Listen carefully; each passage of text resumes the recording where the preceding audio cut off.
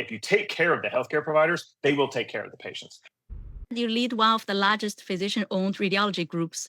So for those interested in leadership in private practice, what are the most important lessons you've learned along the way? Ooh, that's good said. I think physicians have an amazing intellectual capacity to learn finance, learn business, and learn some of these others. I think in some senses, the entry to participation in leadership in whether academics or private practice is a willingness to do the work. And then you can equip yourself with the tools to do so. But honestly, enthusiasm and a will to do the work is the primary requirement. It's not an IQ, it's not an intellect, it's not necessarily even prior experience.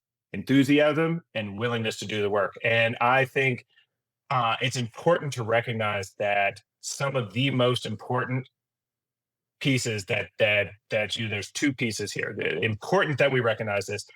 Do not underestimate the importance of emotions, feelings, and psychology and how you either manage physicians, manage staff, or dealing with your patients. It is easy for us to get overly rational and scientific when a lot of these soft skills are very, very important. And I think they can be learned.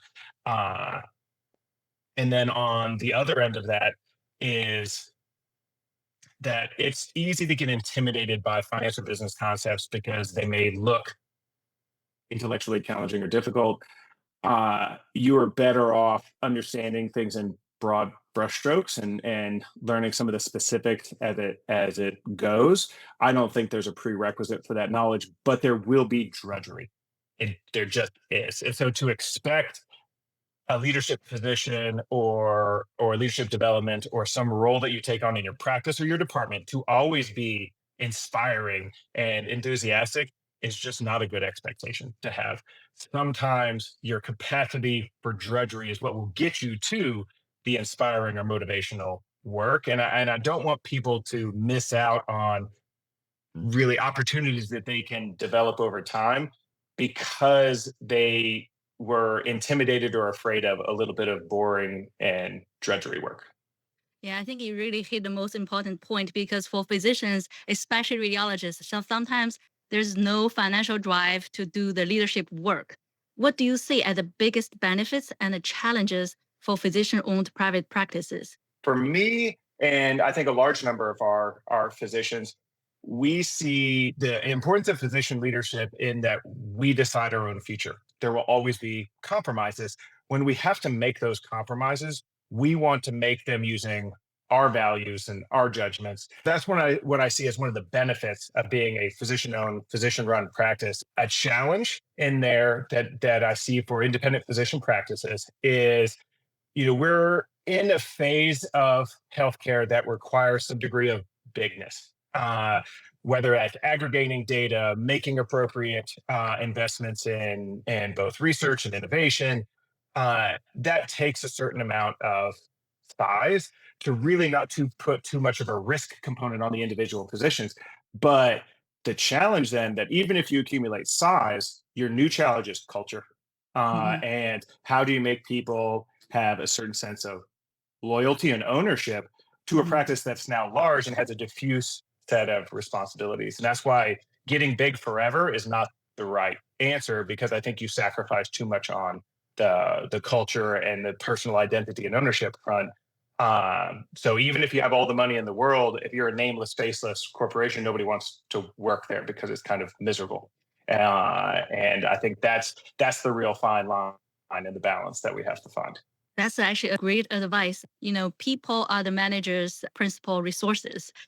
What's your opinion on owning imaging equipment like CT and MR scanners within a physician-owned practice? Sure.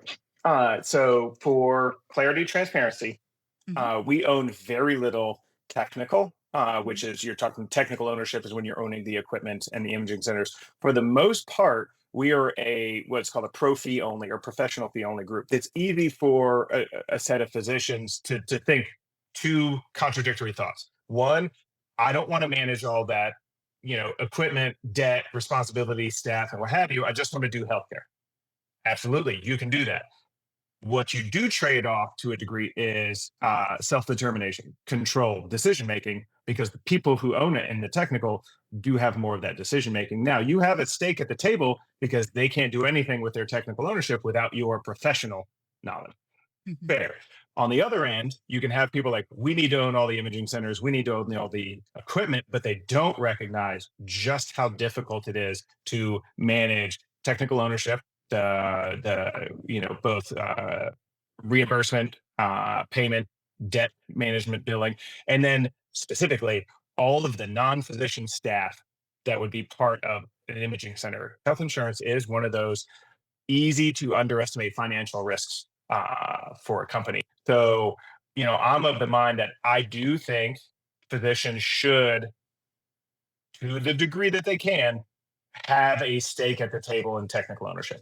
I think it's important for having a clinical perspective while what we talked about earlier, making those decisions and those compromises. Alternatively, since we don't have a lot of physician ownership, what we do have is size and expertise. And so we get a seat at the table in that sense without the ownership piece because there's nowhere to go but us. And so we're just going to call that leverage at that point. But we build those relationships for a long term. And you want to have spent time building the relationships that people understood that you were acting in good faith and wanted to be there for the long term as opposed to just maximizing your short term gain. So any compromise is always going to involve giving up something that you could have. And that's just the nature of negotiation. And so having an eye towards that long term matters when you're really judging that. Do we want ownership? Do I want to participate in it? Or do I just want the professional responsibility? I think you made a really good point about lots of the successful entrepreneurs have eyes on the long term. So, Yeah. if you could go back in time, give your younger self one piece of advice or one piece of guiding principle, what would that be? That's a good one. I would come back to advice one of my mentors gave me is when you start, the answer to most things should probably be yes. But quickly, you need to establish or earn the right to say no, because you want to focus on the things that, yes, there may be drudgery in it, but really motivate you. And it's easy for us as physicians to get overtax or overcommit ourselves. So commit yourself to projects that will challenge you. Don't think that you have to be perfectly qualified to then agree to do something. If somebody asks you to be on a committee, or hey, be brash and ask to be on a committee or ask to take on a project, you don't have to have all the skill sets, but by committing to do it, you also committed to acquire those skills. But that's where you go for mentors, you go for outside learning. So both challenge yourself and give yourself some space and time in there. You are allowed to have a day where you don't do something, but you also shouldn't run away from responsibility every single day either. Yeah, I love that. Focus is not about saying yes, it's about saying no. Thank you so much for making this time.